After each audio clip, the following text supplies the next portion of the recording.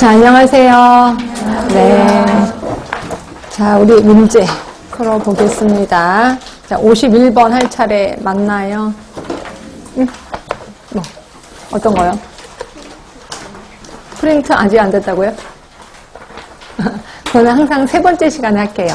프린트 것 쪽은. 그래서 바로 책으로 들어가겠습니다.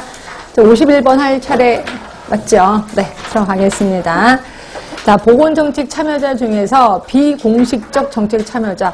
이게 정책에 대해서는 슬슬 문제가 나올 거예요. 그래서 모른 척 하지 마시고 하긴 하셔야 돼. 자, 정책 참여자는 크게 둘로 나뉘죠. 공식적인 참여자, 비공식적 참여자. 자, 이런 것들은 감으로 잡으셔야 돼. 외우기도 그렇고. 일단 국회 당연히 공식입니다. 네, 언론기관. 비공식이죠. 비공식. 대통령 공식이고 사법부도 공식이에요. 근데 비공식 중에서 언론기관이 되게 중요하다라고 표현했을 거예요. 왜냐하면 그 정책을 국민들한테 전달하는 역할을 하는 게 언론기관이거든요. 근데 제대로 전달해야 되는데 쓸데없는 추임새를 집어넣으면 큰일 나는 거죠. 그래서 이번에 정부가 이런 일을 한답니다. 세상에. 이런 말을 하면은 다음 분도 흥분하잖아요. 그래서 정확하게 전달해야 된다. 답은 2번이고요. 자, 요거 잠깐만 유인물, 그쵸, 유인물은 써놓긴 했네요. 하도 보시면 될 것 같아요. 제가 유인물 써놓은 거는 그냥 보시면 돼요. 그쵸? 그렇게 해서 넘어갈게요. 자, 52번입니다. 자, 요 기획 과정이 조금 문제가 많은 게 뭐냐면 솔직히 책마다 좀 달라요. 기획 과정이. 그쵸? 그러니까 여러분들이 간호관리에서 또 배우면 또 기획 과정이 또 다를 거예요. 그래서 그러면 이렇게 따로따로 외워야 되나요? 따로따로 외우셔야 돼요. 어떻게 할 수가 없어요. 왜냐면 간호관리 교수님이 지역사회 문제되고 이런 건 아니잖아요. 지역사회 교수님만이 지역사회 문제를 내기 때문에 과목마다 다 달라요. 그러니까 선생님들 이거 하실 때 간호관리는 이렇게 하는데 왜 여기선 일어나 이렇게 비교하지 마세요. 어떻게 할 수가 없습니다.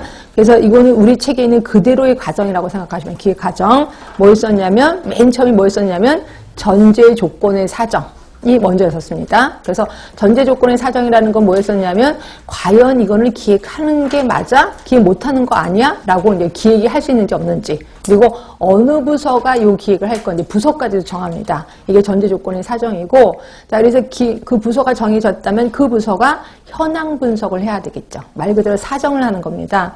그러고 나서 현황 분석을 하면 여러 가지 문제점들이 발견될 거고, 그 문제점들에게 우선순위를 설정해야 되겠죠. 그래서 우선순위 설정을 하고 나면 그 다음부터는 이제 목표 설정하고 그다음에 기획을 짜는 거다, 이렇게 보시면 돼. 그래서 여기서의 답은 3번이 됩니다. 그래서 혹시 모르실까봐 유인물에는 저번 주에 나눠드렸던 유인물에는 그거 다 써놨고요. 이거는 우리 이론서에도 그대로 있는 내용입니다. 그래서 전제 조건의 사정서부터 현황 분석, 그래서 쭉 보면 있으실 거예요. 그래서 지역사회 할 때는 이런 식으로 순서를 할 수밖에 없습니다. 우리 지역사회 책에 이렇게 나와 있기 때문에. 그 다음에 53번이에요. 자, 신종 인플루엔자가 유행하고 있을 때 많은 사람들은 이 질병에 걸리지 않을 거라거나 걸려도 좀 더 가볍게 치를 수 있으리라고 인지해서 예방접종을 받았대요. 자, 그러면 이건 HPM 모형? 맞나? HPM?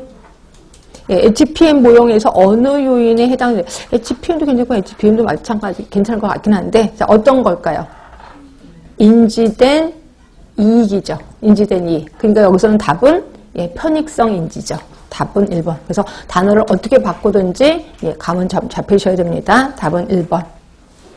자, 54번. 이것도 좀 그렇게 어려운 건 아니에요. 자, 맥스 대응 전략이야. 자, 맥스니까 너도 좋고 나도 좋고. 그쵸? 그러니까 다 상태가 좋은 거야. 뭘까요?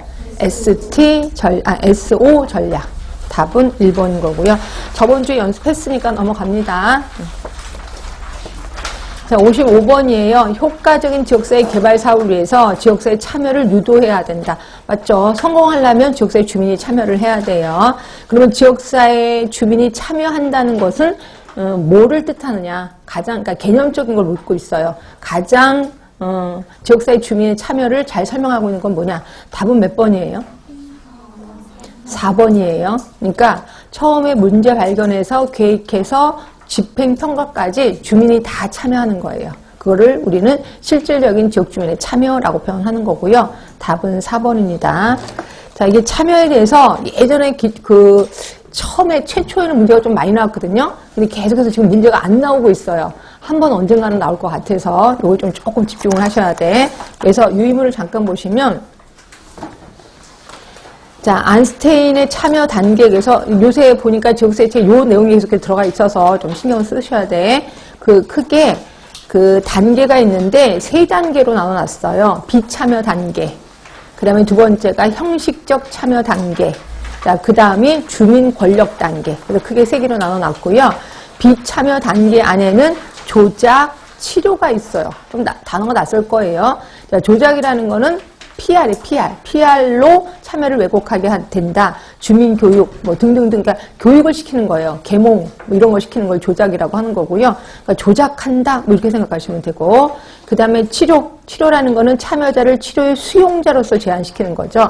결국 그냥 참여만 시키는 거예요. 그러니까 치료해준다. 의사가 환자를 치료해준 거. 이때 환자는 수동적인 참여겠죠. 이런 식으로 수동적으로 참여하는 게 치료, 그래서 조작 치료를 비참여 단계라고 하는 거고요. 형식적 참여는 정보 제공. 자, 일반적인 정보 제공을 강조하나 피드백에 대한 통로가 없어. 결국 답은 받지 않겠다. 질문은 받지 않겠다. 이게 이제 정보 제공이고, 그다음에 상담. 이게 이제 공청회, 집회 이런 걸 하는 거고요. 그다음에 완화는 주민들에게 조언을 할 기회를 주는 거예요. 그렇죠?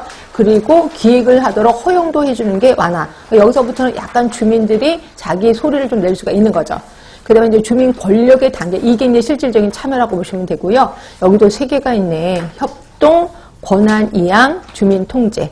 자, 협동은 주민과 권력 소유자 간의 협상을 통해서 권력 재분배가 가능한 거고, 권한 이양하면은 주민이 의사결정을 하는 거예요. 그렇죠? 결국 의사결정을 원래 국가가 해줬는데 주민이 하는 거. 주민 통제는 기획서부터 프로그램 관리까지 모두 다 주민이 관장을 하는 거. 이게 주민 통제. 막강한 파워를 갖고 있는 거죠. 그래서 이 순서대로 시험 문제가 나온다면 뭐 이 중에서 구분하는 것도 좀 자주 나올 수 있겠죠. 그래서 뭐 형식적 참여 단계에 속하는 거 뭐냐 이런 식으로 나올 수도 있으니까 조금 기억을 해두시면 되고요.